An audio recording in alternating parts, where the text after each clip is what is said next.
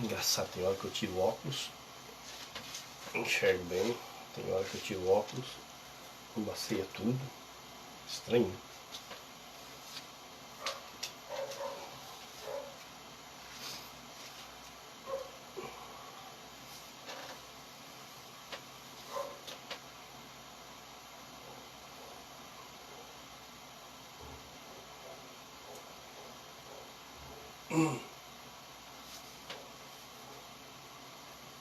Esse texto que tu tá vendo aí, qual é? Não tem nada a ver. A Mateus 15 é forte pra caramba. É? Bah. Boa noite. Boa noite, pessoal. Para quem tá nos assistindo aí, eu gostaria de pedir para que desse um joinha se o áudio tá bom, para que a gente possa dar sequência para mais uma live aí. Se for possível, agradeço. Não consegue ver, não tá vendo notificaçãozinha. Ah, verdade. Verdade. É, as notificações. É aí nas mensagenzinhas, eu acho ali, ó. Aqui? É isso. Não.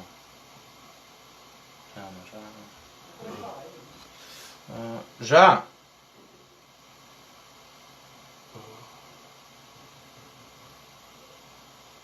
Deixa, na próxima tu veja como é que faz. Não virou a câmera. Ou não?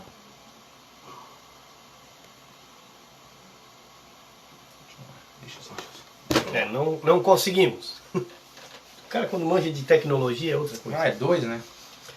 Boa noite, pessoal. A gente não está conseguindo ver quando coloca boa noite ali, tá? Então, vamos dando boa noite aí na sequência do vídeo. Hoje a gente resolveu trocar de lado aí porque eu quero dar uma desentortada no pescoço. E eu também, eu vou fazer pro outro lado e ele pro outro. É.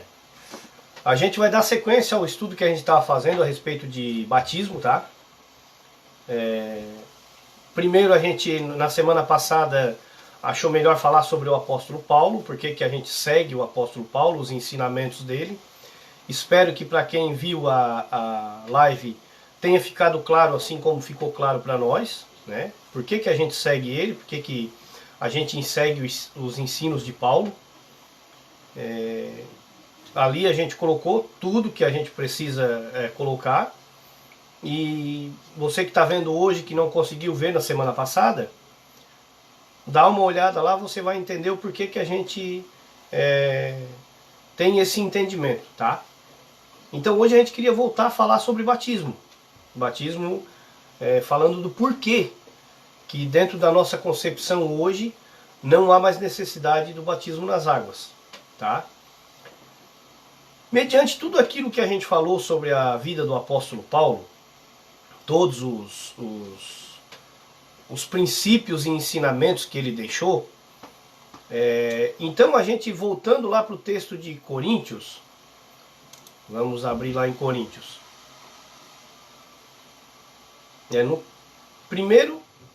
Na primeira carta de Coríntios, no capítulo 1, a partir do versículo 1. Tá? É esse que eu quero ler aqui hoje com vocês. A gente depois explana alguns textos, mas para que vocês possam entender qual é o nosso posicionamento e o que a gente entende a respeito disso, tá? Quer colocar alguma coisa antes? Não. Tranquilo? Tranquilo? Tá tudo certo. Diz assim o texto, ó. Paulo, chamado para ser apóstolo de Jesus Cristo pela vontade de Deus, e o irmão Sóstenes, a igreja de Deus que está em Corinto, aos santificados em Cristo Jesus, chamados para serem santos, com todos os que em todo lugar invocam o nome do nosso Senhor Jesus Cristo, Senhor deles e nosso. Tá? Então essa carta aqui, no passado, eu já tinha uma interpretação errada aqui.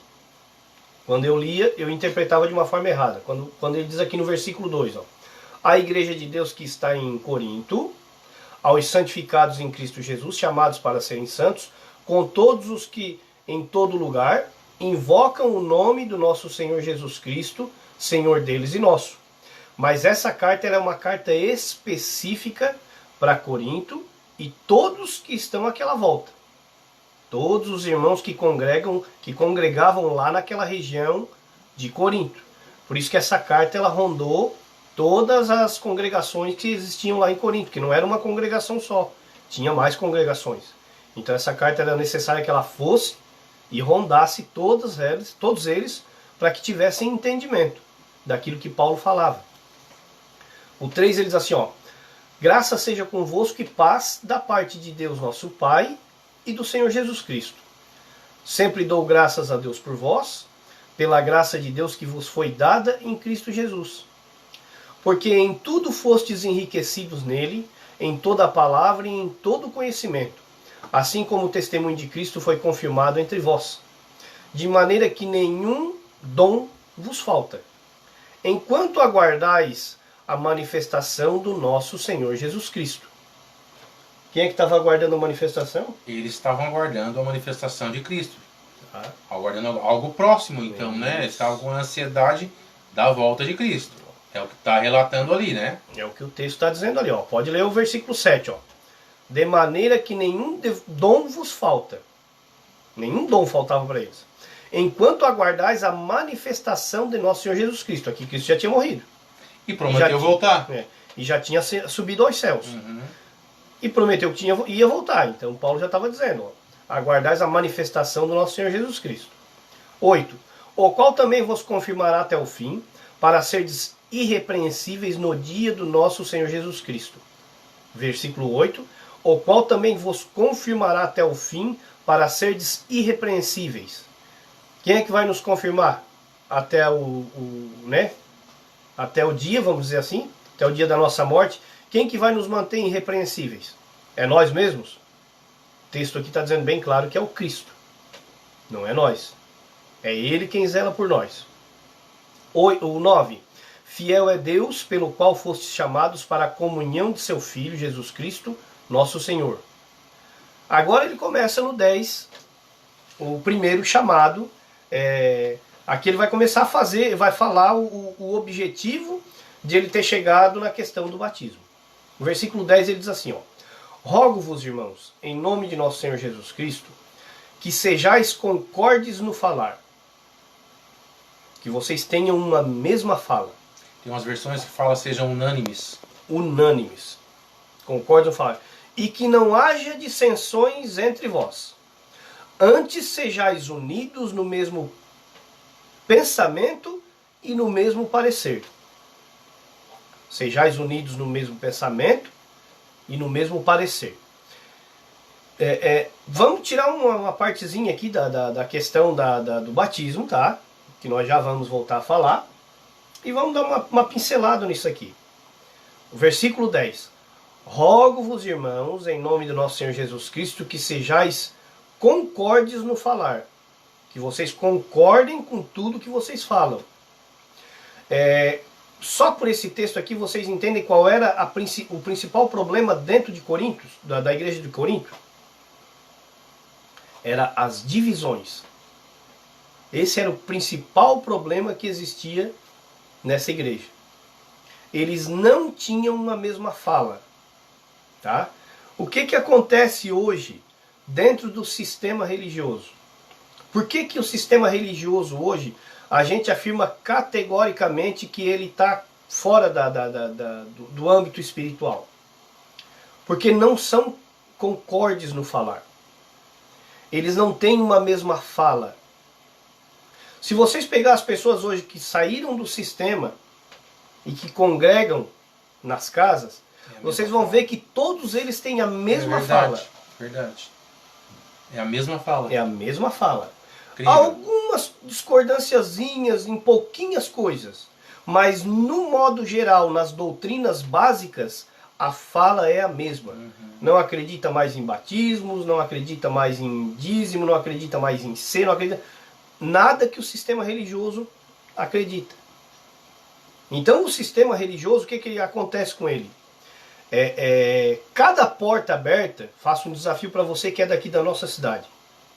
Vai em cada porta aberta, você vai ver que cada porta prega de uma maneira. Tem um entendimento. Tá certo isso? Tá errado. Tem que ter uma linha. O evangelho ele é o mesmo, ele não é de particular interpretação. Entendeu? Como ele não é de particular interpretação, está escrito lá em Atos isso. Como ele não é de particular interpretação, é besteira esse negócio de que uma pessoa começa um trabalho hoje, só irmãos, recebi uma nova revelação. Besteira. Acho que é Pedro que fala. Pedro fala. Pedro fala. Besteira. Não existe esse negócio de nova revelação. A revelação que é para nós está aqui. Ela já está revelada. Basta tu ler e ler com entendimento. Ler pausadamente. A Bíblia fica fácil de tu entender ela se tu lê ela pausadamente. Se tu não pegar assim... Tem gente que diz assim, ó, se eu já li a Bíblia 10 vezes. Ler só por ler não vai adiantar de nada. Tu tem que ler pausadamente porque tem palavras que querem dizer coisas que às vezes tu passa por cima e não compreende. Lembra o texto que nós lemos ontem? Sobre o apóstolo Paulo? Sim. Aquele texto que a gente leu ontem sobre o apóstolo Paulo, quando ele diz lá, eu já tenho tudo. Estou suprido de tudo, né? Estou suprido de tudo. O que vocês me mandaram, ó, já está show de bola. Não precisa me trazer mais nada. Uhum. Né? Que é diferente, como a gente estava conversando ontem, que é diferente de muitos de hoje. Tem líderes hoje, infelizmente, que quanto mais ganha, mais quer. Mais ganha, mais quer. Mais ganha, mais quer. Tá recebendo ali salário de 5, 10, 15, 20 mil, e quanto mais ir dando, mais ele quer. Ele não consegue ter a mesma disposição de Paulo dizendo assim, irmão, já estou suprido. Tá tranquilo, aqui em casa já temos fartura.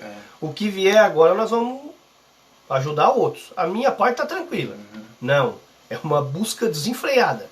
Quanto mais der, melhor. Né? Então aqui ele está dizendo no versículo 10 bem claro. Rogo que vocês tenham o mesmo entendimento. Não haja divisões entre vós e que sejam unidos no mesmo parecer mental. Tem que ter uma linha. Tu nota que no verso 7, no verso 8, ele finaliza a manifestação do nosso Senhor Jesus Cristo. Depois no versículo 8, no dia do nosso Senhor Jesus Cristo, ele enfatiza o versículo 3, e do Senhor Jesus Cristo, ele é do Senhor Jesus Cristo. Por quê? O posicionamento unânime está a favor de Cristo. E agora ele vai apresentar na sequência do texto aonde se acaba essa unanimidade. Uhum. Porque eles começam a ser a favores de homens. Né? Na nossa atualidade também existe isso. Ou placas, ou entendimentos. Né? Se tu foca no Cristo, é unanimidade. Porque não tem, a glória é para Ele. Se tu foca em alguns direcionamentos de homens, de um aqui, se você focar em mim ou no Sander, você está focando em homens, você está errado. Tem que focar no que Cristo diz. Né? Então ele vai dizendo isso aí, para haver essa unanimidade, não pode acontecer o que ele vai relatar embaixo. E mais abaixo ele vai dar a solução. Sim. Para que Cristo comissionou. Uhum. E é por isso que a gente faz questão de ler o texto inteiro. Uhum. Para que você, junto com a gente, possa dizer assim, não, mas eles realmente estão lendo o que está ali. Uhum. A gente não está inventando nada, nós só estamos lendo o que está aqui. Então por isso que no 10 aqui ele fala, rogo, irmãos, em nome do nosso Senhor Jesus Cristo, que sejais concordes no falar. Que não haja divisões entre vós. É hipocrisia, até utopia dizer que não existe divisões na igreja de Cristo. Existe sim, mas são divisões que não vão botar em xeque a doutrina de Cristo. A preocupação do apóstolo Paulo aqui é com doutrina. Lembra que a gente já falou nas outras lives passadas? Qual era o maior problema que eles enfrentavam? Judeus cristãos que saíram de Jerusalém e estavam querendo colocar doutrinas na igreja. Eles, tanto naquela época quanto no nosso meio hoje, é pregado Jesus, é crido em Jesus, só que tem um detalhezinho tão sutil que está no nosso meio cristão, que é anular a cruz. O anular a cruz é que está o detalhe que até o próprio Paulo vai ressaltar ali. A pegadinha não está em, eu sou de Jesus, eu creio em Jesus. Todo mundo crê, gente. Uhum. Todo mundo crê. Até um ateu crê. Sim. Na hora do aperto. Né? Mas a questão não é crer em Jesus, nem confessar só Jesus. É não anular a cruz. Ele vai apresentar aí também nesse texto como se anula a cruz. E é onde, quando a gente anula a cruz, o poder do evangelho se esvai. Uhum. O versículo 10 ele lê sobre isso, daí o 9, o 11 ele diz assim, ó. Pois a respeito de vós, Vai começar a tirar a unanimidade, né? irmãos meus, fui informado pelos da família de Cloe que há contenda entre vós. Quero dizer com isso que cada um de vós diz, qual era a briga? Eu sou de Paulo, eu de Apolo, eu sou de Cefas ou eu sou de Cristo. Será que Cristo está dividido? Olha a pergunta que Paulo faz.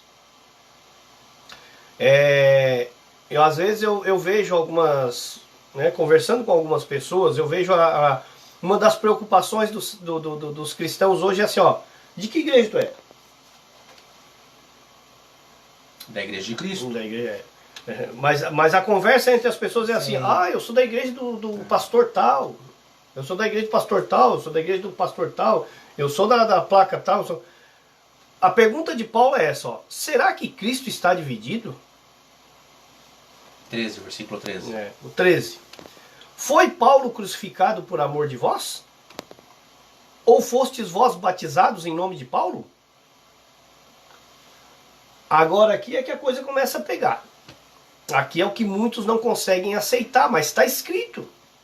Você tem que aceitar, não por mim, não pelo Frank, não por nós achar, mas pelo que está escrito. Mas lá no outro texto, nós nos baseamos em Paulo. Mas só para ressaltar essa frase, nós nos baseamos em Paulo.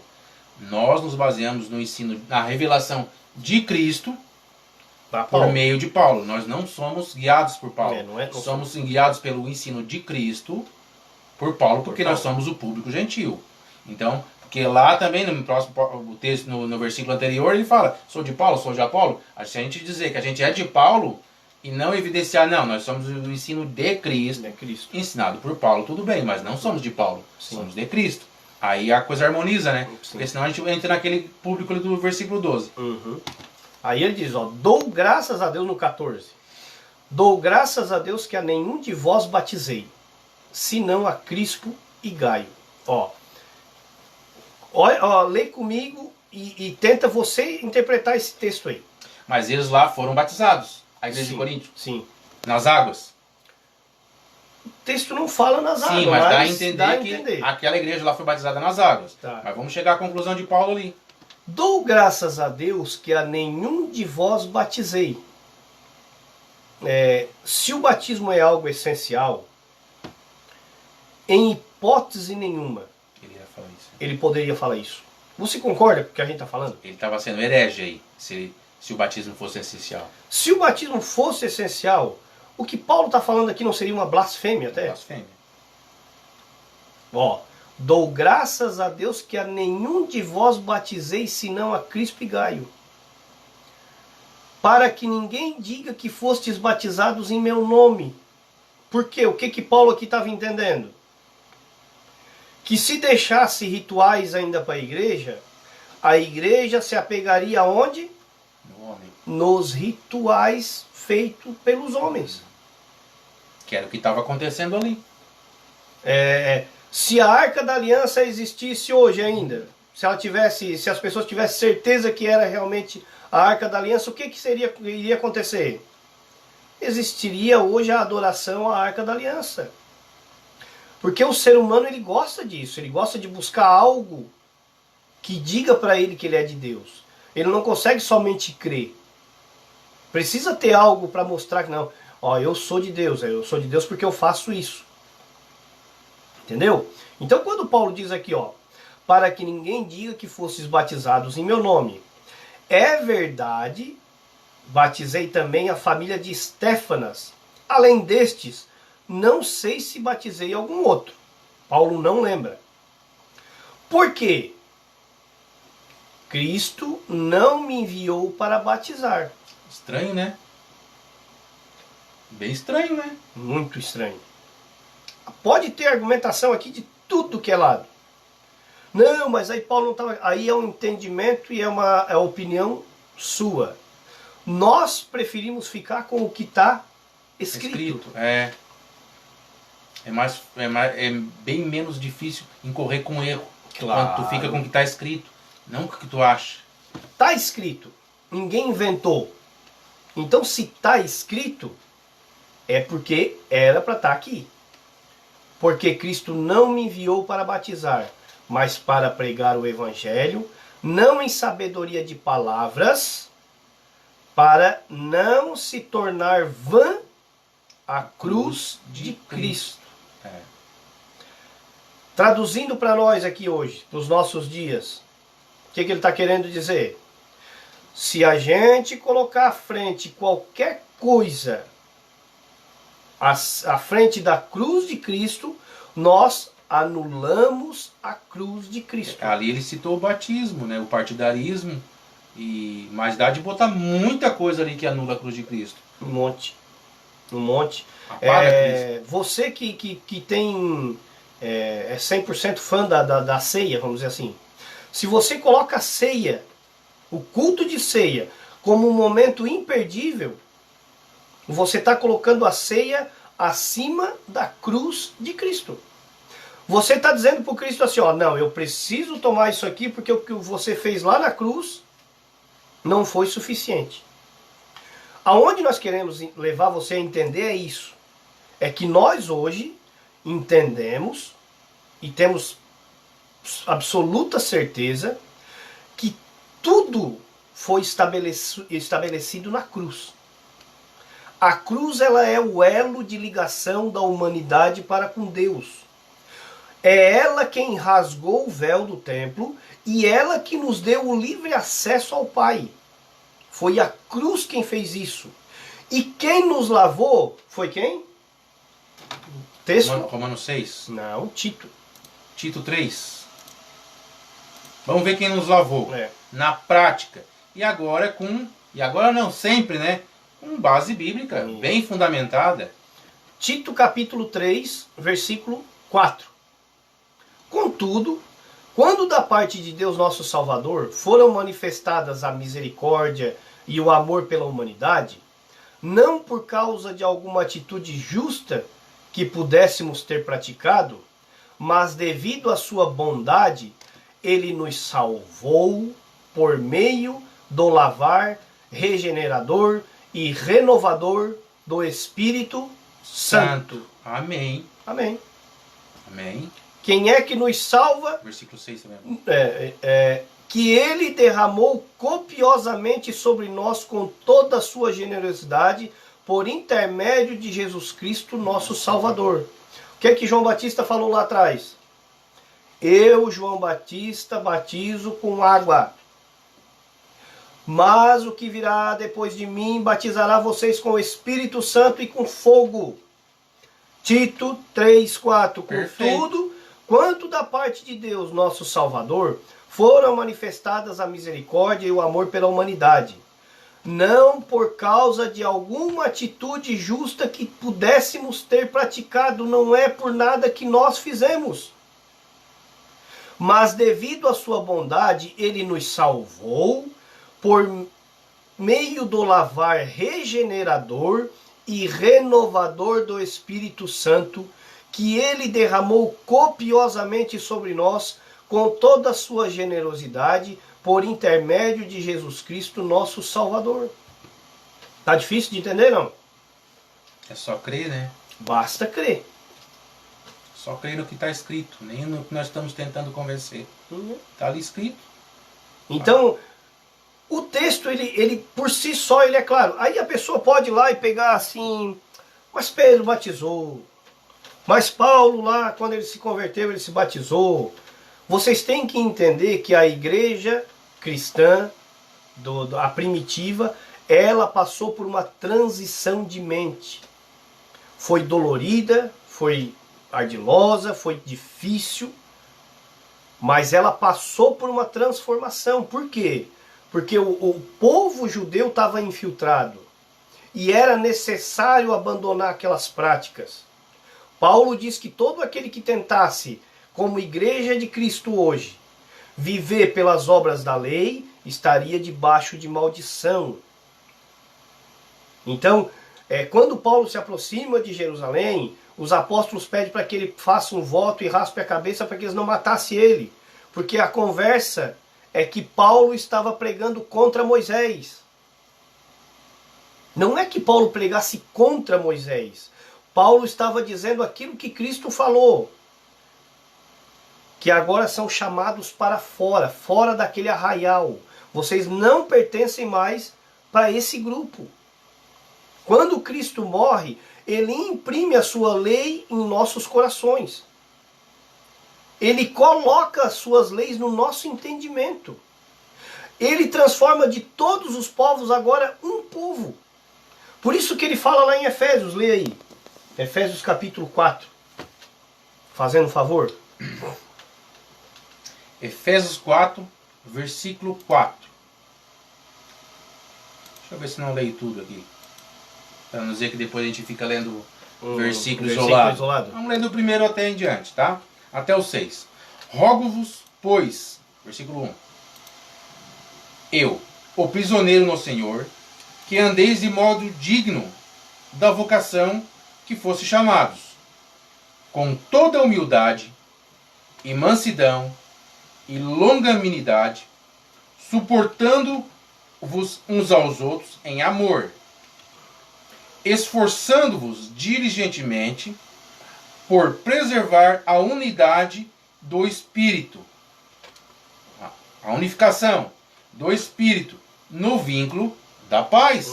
Se não há disputa, não há partidarismo, a paz impera, né? Agora entra no versículo 4. Mesmo entendimento que vai fechar com todos. Há somente um corpo e um Espírito, como também foste chamados numa só esperança da vossa vocação. Versículo 5. Há um só Senhor, amém, uma só fé, um só batismo, um só Deus e Pai de todos, o qual é sobre todos, age por meio de todos e está em todos. Eu acho que o texto fica mais claro que isso, eu acho que é impossível.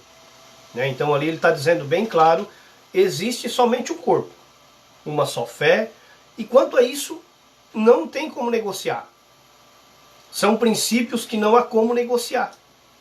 Por isso que lá em Hebreus 6 ele fala, deixando para trás as... Vamos ver se a gente acha aqui. É o 6, 6:1. 6:1. Hebreus 6. A partir do versículo 1. Pelo que deixando os rudimentos da doutrina de Cristo, prossigamos até a perfeição, não lançando de novo o fundamento de arrependimento de obras mortas e de fé em Deus. Obras mortas e de fé em Deus. E o ensino sobre batismos, imposição de mãos, e sobre ressurreição de mortos, juízo eterno. E isso faremos se Deus permitir. Porque é impossível que os que uma vez foram iluminados e provaram do dom celestial, aí que ele vai fazer toda uma explanação. Mas o que ele está querendo dizer bem claro ali? Que são obras mortas. Se a gente levar para o lado da carne, a gente consegue entender por que são obras mortas. Porque essa carne, ela morre. Essa carne não tem, ela não ressurge, ela não vai ressuscitar. O que vai ficar de nós? É o Espírito. Então tudo que a gente faz nesse corpo são obras mortas. Elas não têm mais fundamento nenhum. Porque eu tomar um banho num rio não vai lavar o meu entendimento, não vai lavar o meu espírito. Vai lavar esse corpo só. Mas esse corpo vai continuar cheio de bactéria, cheio de problema, cheio de desejos, cheio de um monte de coisa. Esse corpo vai continuar com as mesmas coisas. Por isso que o apóstolo Paulo, isso é uma coisa que vai iluminando a mente da gente. Por isso que o apóstolo Paulo em Gálatas, ele diz que a carne milita contra o espírito. Agora começa uma briga. O cristão, até a pessoa se converter do seu entendimento, o espírito dela anda junto com a carne. Quando essa pessoa tem uma nova filosofia de vida, quando Cristo passa a habitar dentro dessa pessoa e ela começa a compreender que existe agora uma doutrina, a carne vai tentar abafar essa doutrina. Ela não quer deixar tu seguir essa doutrina. E o teu espírito vai tentar dizer para a carne, não, tu tem que andar dentro dessa doutrina. É uma guerra num campo da mente. A carne puxa para um lado, o espírito para o outro. Por isso que tudo que nós fizermos para o lado da carne são obras mortas, coisas que não vai ter mais fundamento. Mas tudo que eu fizer pelo processo renovador e regenerador do espírito, aí eu entendo que o meu espírito está limpo. Porque o que nos limpa agora, segundo o que a palavra diz, é a própria palavra, é o próprio espírito que faz esse trabalho dentro de nós. Só que para isso eu preciso crer. Tu consegue abrir no teu Face ali? O quê? Na nossa live? Não, o meu não abre. Ah, não? O meu não abre. Então, assim, irmãos, o que a gente quer deixar bem claro para vocês a respeito de Depois deixa eu batismo? comentar ali. Tá, pode, então já pode. Posso comentar? Pode. Tá, vamos ler de novo o versículo ali para reforçar ali o entendimento. Então, a carta escrita aos Hebreus, então era um povo hebreu cristão, que já cria em Cristo, que estava recebendo uma orientação. Nós cremos que seria o próprio apóstolo Paulo que escreveu essa carta, tá? Eles vão recebendo uma orientação. Eles estavam realmente crendo em Cristo, correto? Mas eles seguiam a lei ainda de Moisés, correto também. E ele começa desde o Hebreu 1 e em diante a colocar Cristo numa superioridade, a Moisés, aos anjos, né? Ele vem colocando Cristo em destaque. Gente, vamos começar a olhar para Cristo. E depois, lógico que no capítulo 5, se eu não me engano, ele diz assim, no decorrer era para vocês já serem mestres. E vocês estão necessitando de leite, né?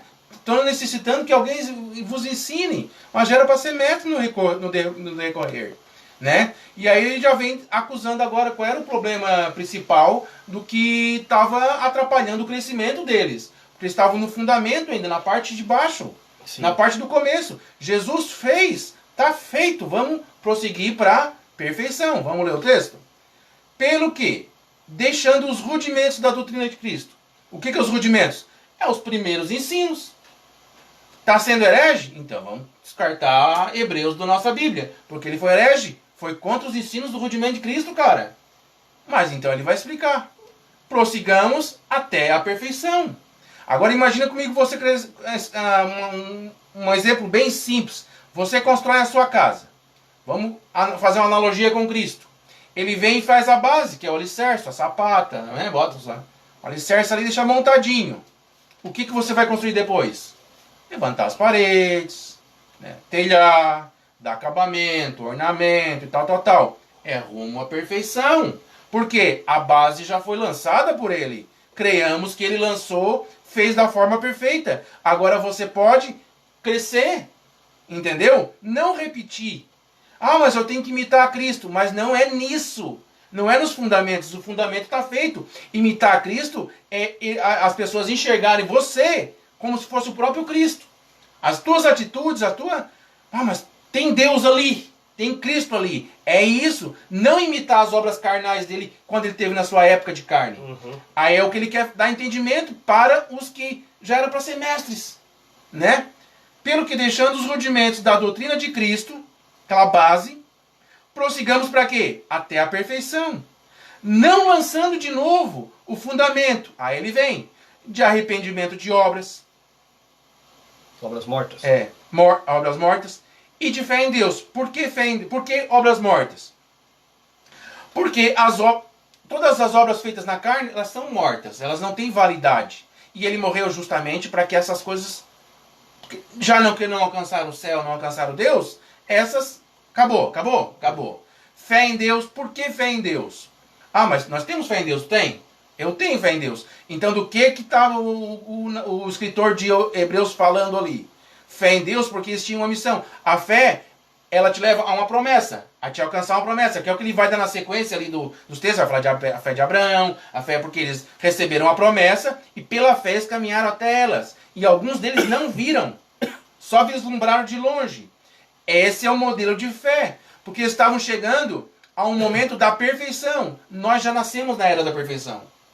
Nós já usufruímos. Eles estavam construindo. E essa perfeição chega quando o templo cai, rui, e agora Jesus é soberano e absoluto.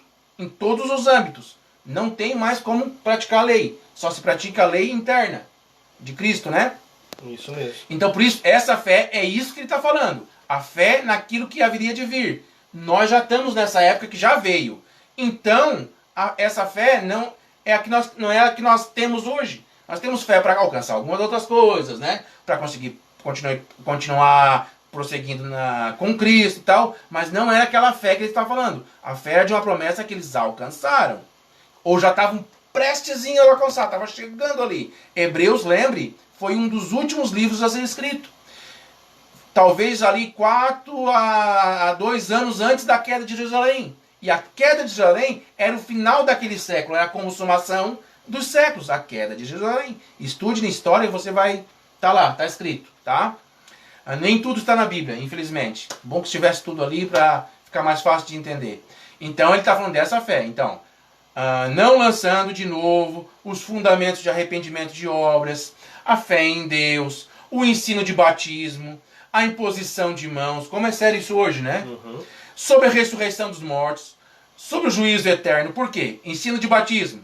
Quem batizou, batizou, gente. Deu. Agora é Cristo. Cabeça, nós corpos. Quem batizou, batizou. Era para aquela época lá. Imposição de mãos. Ainda tinha aquelas autoridades sacerdotais. Até o templo. Ruiu o templo. Sacerdócio é Cristo. Sumo sacerdote para sempre, eternamente. Que é o que o próprio livro de Hebreus vai falar logo lá na frente. A gente tem que respeitar o livro que ele escreveu. Toda a carta. Imposição de mãos. Da ressurreição de mortos. Poxa, eles já viram Jesus ressuscitar. Eles tinham a certeza. Precisa ministrar a ressurreição de mortos para quem já crê. Gente, isso aqui é o rudimento. Deixa esse rudimento. Nós já cremos nisso. Vamos ficar falando. É tipo assim, ó. Vamos dizer na época de Noé. Da arca de Noé. Veio o dilúvio. E tá. Começou a família. Vai vir o dilúvio. Mas já veio. Não, mas vai vir um dilúvio. Não, já veio. Toda chuva. Isso que você está falando aí já é história passada. Toda chuva vai encher de novo. É tipo quando dá um vento aqui. Quando dá um vento aqui em Santa Catarina, vai um furacão. Ou ameaça furacão, nós já ficamos tudo apertado, né? Por causa daquele trauma. Então, gente, aquilo ali é rudimento. Ficou lá, já aconteceu, as coisas já estão se cumprindo. E isso é o que ele está falando naquele momento, naquela era lá. Tá? Então, imagina, se é para deixar naquela época, imagina hoje. Né? Imposição de mão, o juízo eterno, que já estava chegando, que era a queda de Jerusalém. Estude, você saberá. Ou tem vídeos aí na internet, procura também. Isso faremos se Deus permitir. É claro que é um deboche. Capaz que Deus vai permitir dar leite de novo para quem rejeitou. Lembra que ele está falando com Hebreus? Nós estávamos conversando isso mais cedo. Ele está falando com os hebreus. O povo hebreu era chamado de ovelha. Uhum. Jesus disse, as minhas ovelhas ouvirão a minha voz e me seguirão. Quem ouviu, quem pegou os fundamentos, os rudimentos de Cristo, ouviu e foi nele. E começou a caminhar rumo à perfeição, como o texto propõe. Aqueles que não ouviram não eram ovelhas. Uhum. Então vamos fazer isso se Deus permitir. É claro que não vai permitir, porque as ovelhas já ouviram há tempo. E os rudimentos, Frank, esses primeiros rudimentos de Cristo, é necessário entender que quem imprime isso no cristão é o próprio Cristo. Esses rudimentos. Que a palavra diz que ele imprimirá as suas leis no seu coração e no seu entendimento. Hebreus 10 fala isso. Hebreus 10. Então, ele fez isso com o cristão.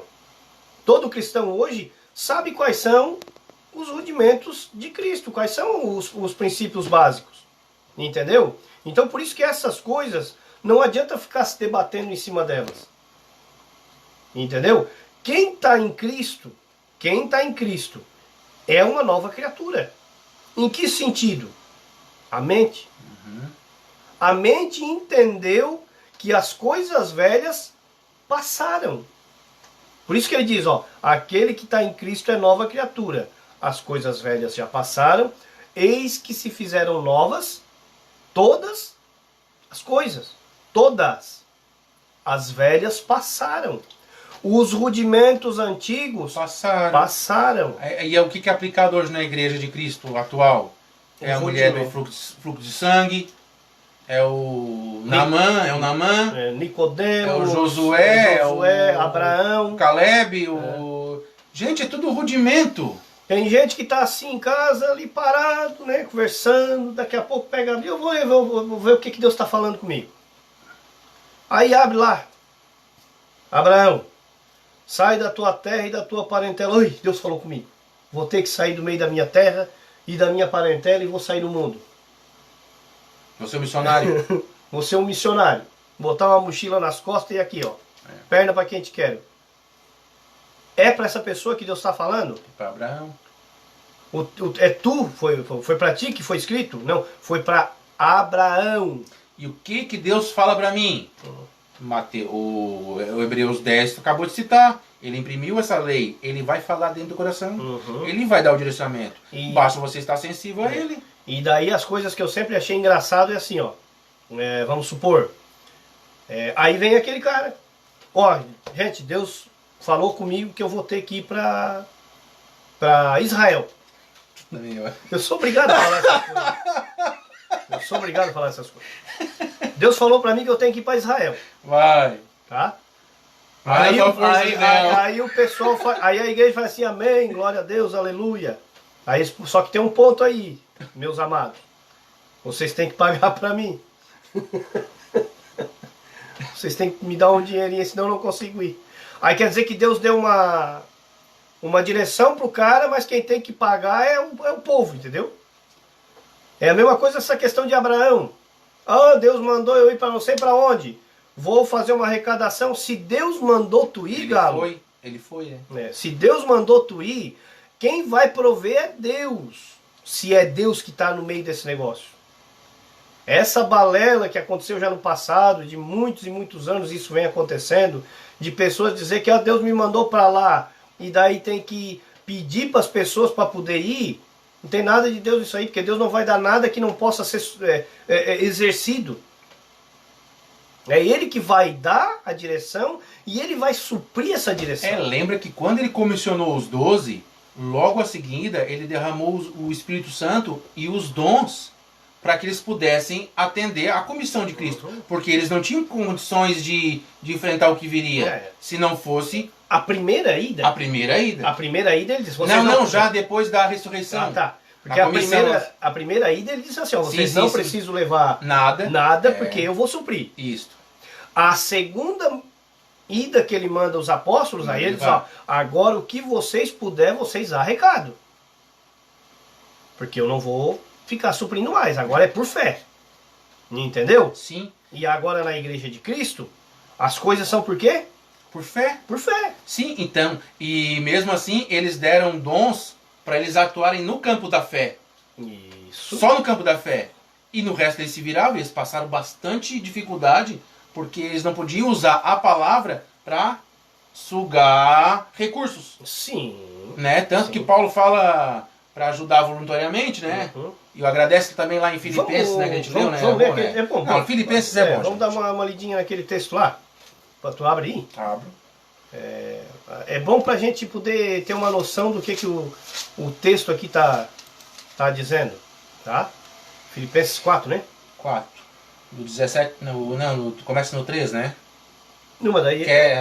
Vamos pegar aonde ele fala ali sobre. Eu acho que é aí. Ah, tá. Olha o que Paulo fala ali. Tá? 4, versículo 10. Filipenses 4, 10. Alegrei-me sobremaneira no Senhor, porque agora, uma vez mais, renovastes a meu favor o vosso cuidado, o qual também já tinhas antes, mas já tinhas antes, mas vos faltava oportunidade de entregar, né? Digo isto não por causa da pobreza, porque aprendi a viver contente em toda e qualquer situação. Tanto sei ser humilhado, como também ser honrado. De tudo e em todas as circunstâncias, já tenho experiência. Tanto de fartura como de fome, assim de abundância como de escassez, tudo posso naquele que me fortalece. Falava com propriedade. Todavia, fizeste bem, associando-vos nas minhas tribulações. E sabeis também vós, ó Filipenses, que no início do Evangelho, quando parti da Macedônia, nenhuma igreja se associou comigo no tocante a dar e receber, senão unicamente vós outros.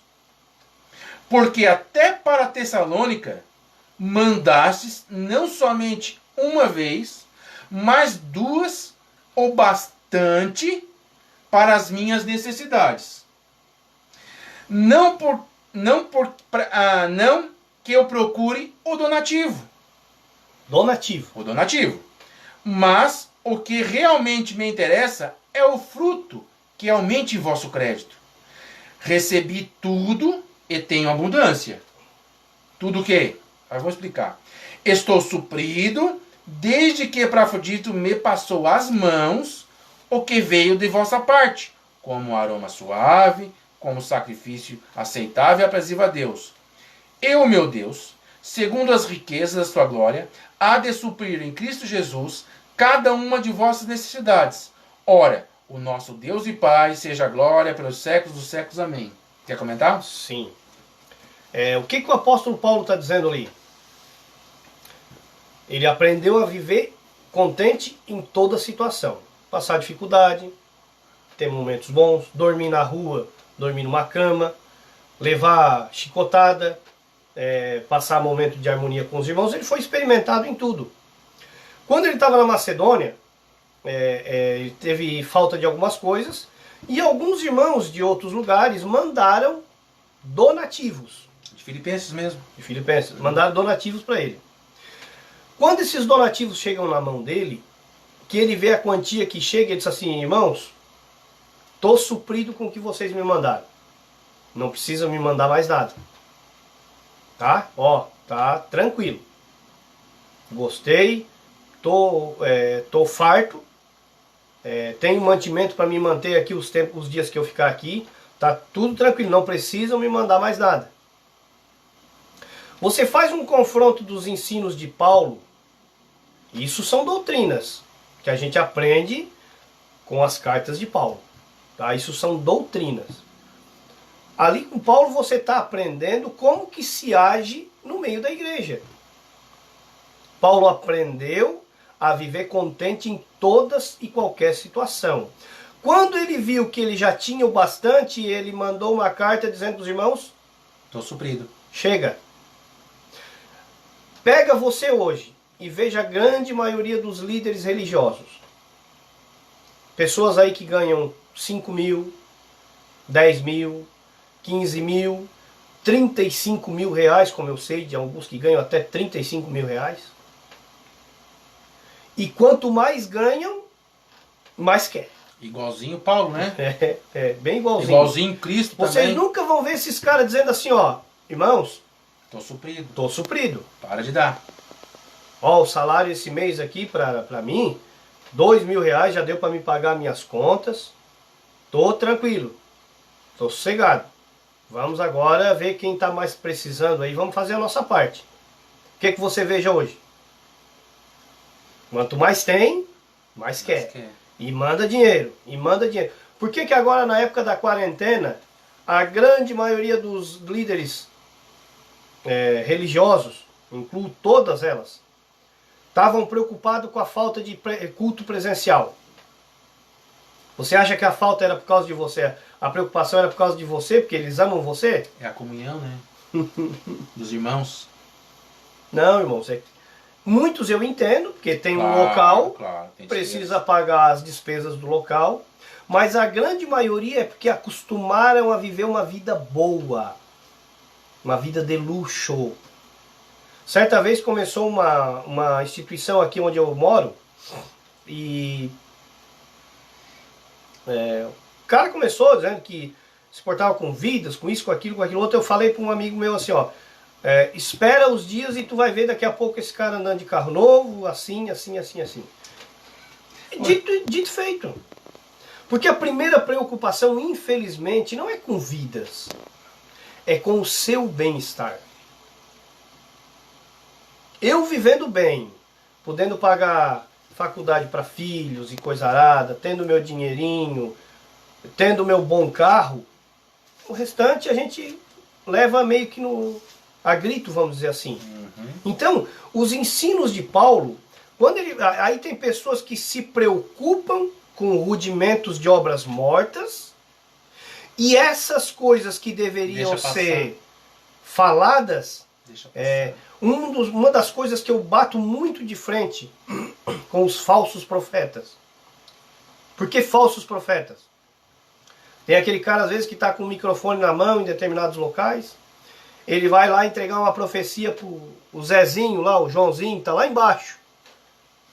Vem de bicicleta, passa dificuldade do cão, não consegue pagar uma luz, uma coisa, e fez uma besteira lá na vida, e tem um profeta lá em cima, vai lá e pega o microfone e entrega uma profecia. Eis que Deus está te vendo, que tu estás em pecado, que não sei o que. Além de não vir uma palavra de esperança para aquele abençoado, ainda vem...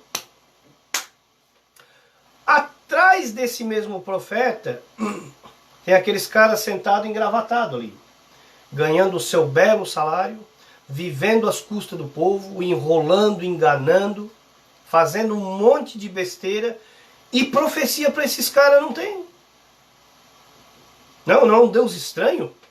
Um Deus que quer bater num pequenininho e que o grande está aqui atrás, ele... Não, gente, isso aí nós não podemos se meter, porque são homens de Deus. Mas bater no pequeno pode. Aí tu te preocupa com um mergulho na água, e essas coisas que tu deveria realmente te preocupar, daí tu não te preocupa. Um líder religioso fazendo divisões dentro da igreja, dando mais importância para quem tem mais dinheiro do que para quem tem menos dinheiro. Aí essas coisas que tu precisa falar, ser a voz de Deus ali, aí tu não é. Então, o que a gente fica muitas vezes irado na carne é com essas coisas. Tu coa um mosquito e engole um camelo. E se a igreja se levantasse com ousadia, não permitindo que essas coisas acontecessem, que esses falsos líderes, falsos profetas fazem, a igreja hoje andaria muito mais sadia. Eu tenho uma história para tu. Não, aí depois eu vou ler isso aqui. Tá. Vou ter que ler. Tá. Eu tenho uma história que eu soube no passado. Eu vou falar essas coisas porque é necessário. É assim que a gente veja a verdade nua e crua e conhece quem são as pessoas. Tá? Infelizmente tem muitos que ficam bravos com a gente quando a gente fala esse tipo de coisa, mas é necessário falar. Porque nós podemos ter falhas, e temos falhas, tá? Se vocês conviver com a gente uma semana, vão ver que a gente é cheio de falha. Mas uma coisa a gente não faz: burlar a palavra. É viver às custas da palavra, enganar pessoas às custas da palavra. Isso vocês nunca vão ver nós fazendo. Tá? Certa vez houve um evento numa determinada cidade. E as pessoas que foram responsáveis para fazer esse evento queriam fazer dentro do templo onde eles congregavam. O líder de lá disse assim: não, aqui não. Disse: mas como? Nós chamamos pessoas de fora para vir pregar, para cantar. Ah, não quero nem saber, mas aqui eu não quero isso. Tá? Conseguiram alugar o ginásio da cidade. Alugaram o ginásio da cidade, fizeram o evento, teve uma boa arrecadação. Quando aí a pessoa me relatando, a pessoa que fez o evento, ele dizendo para mim: quando chegou no domingo, no final do evento, quem é que aparece lá para botar a mão no dinheiro?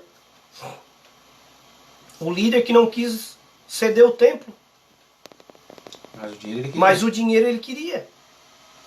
Então, se as pessoas não se levantar contra esses hereges, contra esses, na minha opinião, desculpe o palavra, mas contra esses patife, isso é uma patifaria. Um cara que faz isso, ainda se dizer uma pessoa de Deus, ele está preocupado com dinheiro, não está preocupado com vidas. Então, o que eu digo para vocês? Se tiver vontade de falar de conhecer sobre batismo, sobre isso, sobre aquilo, tudo bem. Mas se preocupe primeiro com as doutrinas onde você congrega, se realmente as coisas estão sendo feitas de forma justa. Se ali não há divisões, não há mais benefício a quem tem mais dinheiro, se não é dado mais, passado a mão na cabeça de filho de cara que é bem de vida, e isso, aquilo outro, e barganha e coisa. Se tiver isso, se você se omite a falar essas coisas e fica preocupadinho com mergulho na água, tu está muito fora daquilo que deveria se falar. Vocês acham que os apóstolos, agora incluo todos, apanharam por causa de quê? Por causa do batismo? Eles não apanharam por causa do batismo. Por causa da cruz, né?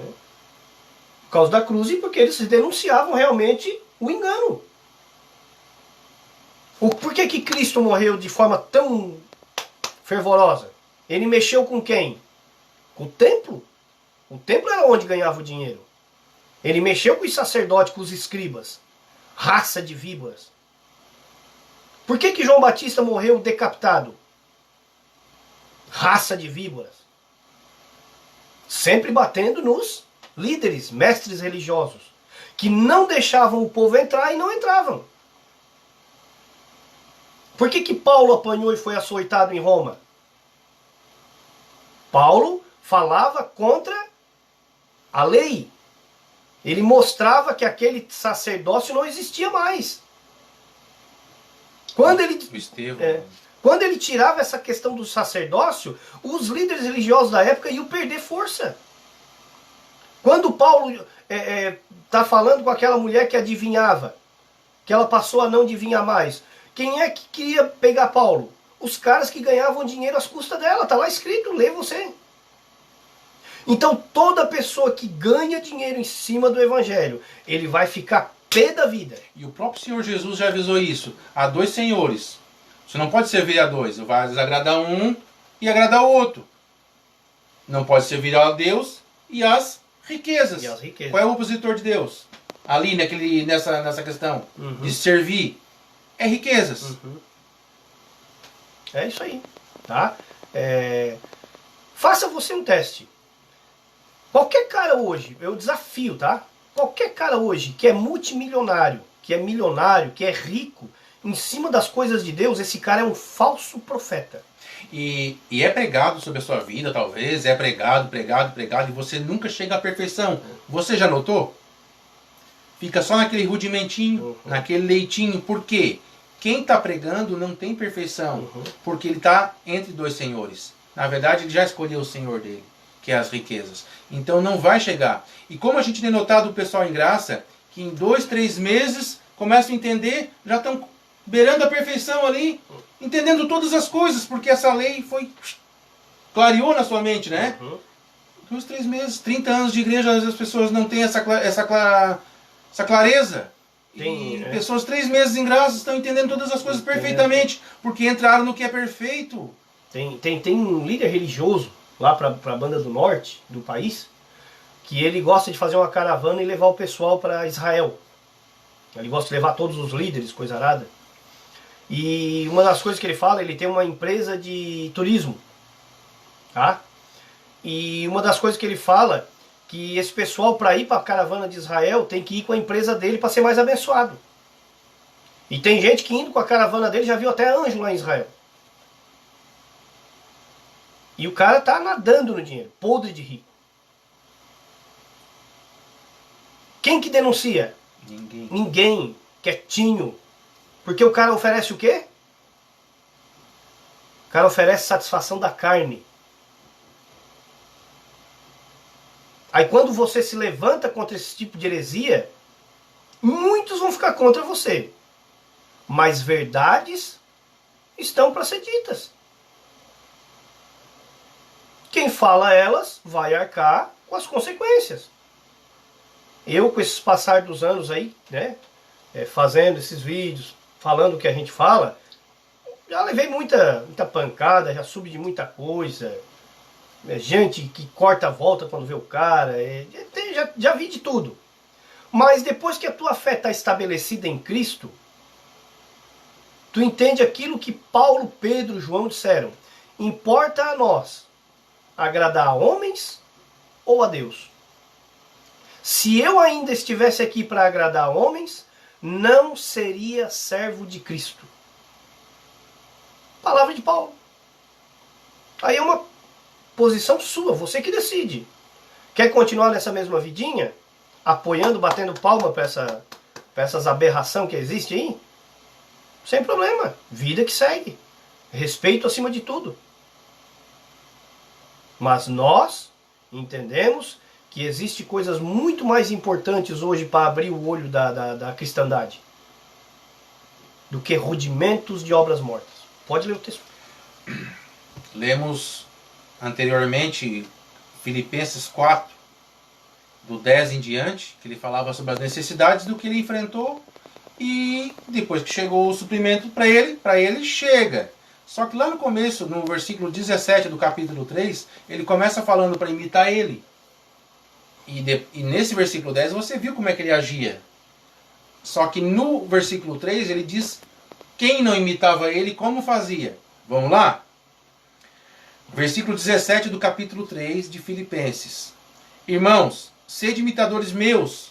Ele era exemplo para isso, né? Porque ele imitava Cristo. Uhum. E observai os que andam segundo o modelo que tendes em nós. Pois muitos andam entre nós, não era pouco, era muitos, dos quais repetidas vezes eu vos dizia, e agora vos digo, até chorando, que são inimigos da cruz de Cristo. Versículo 18, versículo 19, são inimigos da cruz de Cristo. E andam no meio, tá? Vamos ver o que faz um inimigo da cruz de Cristo. O destino deles é a perdição. O Deus deles é o ventre. E a glória deles está na sua infâmia, visto que só se preocupam com as coisas terrenas. Estou falando de Israel, né? Nós estamos preocupados com qual terra? Com o céu. Que Israel? Deus abençoe todas as nações. Mas nós estamos preocupados com o céu. Versículo 20. Pois a nossa pátria está nos céus, de onde também guardamos o Salvador, o Senhor Jesus Cristo, o qual transformará o nosso corpo de humilhação para ser igual ao corpo da sua glória, segundo a eficácia do seu poder, que ele tem de até subordinar todas as coisas, subordinar a si todas as coisas. Versículo 21, vamos encerrar ali. Então, olha os cães ali, imitem o proceder de Paulo, porque ele imitava Cristo. Mas toma cuidado, eu já falei várias vezes. E agora eu falo para você chorando. Se afasta disso. Sai disso. Denuncia isso. Lê isso aqui e crê no que está escrito aqui. Lê. Você. Não pega mastigado de outro. Nós estamos lendo aqui com você. Devagarinho, pontuado. Você também pode ler. Isso mas está escrito assim porque faz assim. Te afasta. No livro de Apocalipse fala assim, Jerusalém estava bom, tanto veio a condenação sobre Jerusalém porque foi na era de Jesus ali, dos apóstolos, foi a pior geração de filhos de Deus. Foi a época dessa época ali. Apostasia. É apostasia geral. Jerusalém estava contaminada, era a grande prostituta. O que disse João? Sai dela. Sai dela, povo meu. Sai dela, não dá de ficar. Aquilo ali não se transforma. Sai dela. Amém. E você que acha que... não, mas a gente pode... falando dos locais errados, né? Mas eu posso lá de dentro tentar transformar. Não vai. Não vai. Não vai. Esse era o meu desejo, talvez o desejo do Sander. Não vai, é odre velho. Não vai. Vai romper, graça não cabe. Não adianta você tentar que você não vai só se frustrar, vai criar divisões lá dentro, vai passar por ruim, porque vão te denegrir a tua imagem. Se você está abrindo o entendimento, está entendendo as coisas do Senhor, sai dela. Mas eu vou viver como? Com Cristo. Com Cristo. Ele basta. Cristo em mim, esperança da glória. Da glória. Tá? Aí o próprio Senhor vai te encaminhar pessoas para te congregar. Mais fácil reunir com 2, 3, 10, 15, falamos ontem, né? Que querem, que entenderam, que tomam postura diante de tudo que está escrito, do que reunir com 1.000, 300, 500, que ninguém sabe nada. É uma divisão só. Ninguém sabe nada. É um palco de festival de roupa. Quem vai mais bonito, quem vai mais isso, quem tem mais gente no seu lugar, quem tem mais seguidor. É isso. Pessoal, nós estamos exortando em amor. Porque se nós não tivéssemos amor, que interesse teríamos de estar aqui perdendo nosso tempo? Né? Se não fosse por amor. É verdade. Para quê? Falar isso, para muito possivelmente receber paulada e pedrada, tem que ser por amor. Porque é loucura. Esse é o evangelho, é a loucura. O poder da pregação do evangelho. O evangelho pregado que não gera esse conflito, ainda não é evangelho. Ainda não é evangelho. Gente, boa noite. Obrigado por ter esse tempo aí junto com nós. Espero que vocês compartilhem a live. Que possa chegar no maior número de pessoas possíveis. Só vai se sentir ofendido quem realmente é um falso profeta, quem é um herege, quem quer viver bem às custas do evangelho. Quem não tem esse procedimento não vai se ofender, vai entender que tudo que a gente está falando aqui é para o bem, as mesmas coisas que todos falavam no passado e que tem muitos falando hoje, bastante gente falando hoje. Tem muita gente pregando isso. Entendeu? Então é um momento de vamos dizer como seria um avivamento na igreja. Um momento de que a igreja realmente está acordando para aquilo que é mais esperançoso. E deixando de brigar por coisas sem utilidade nenhuma. Rudimentos. Amém, gente? Paz a todos. Quarta-feira que vem, se Deus permitir, estaremos aqui de novo. Tchau.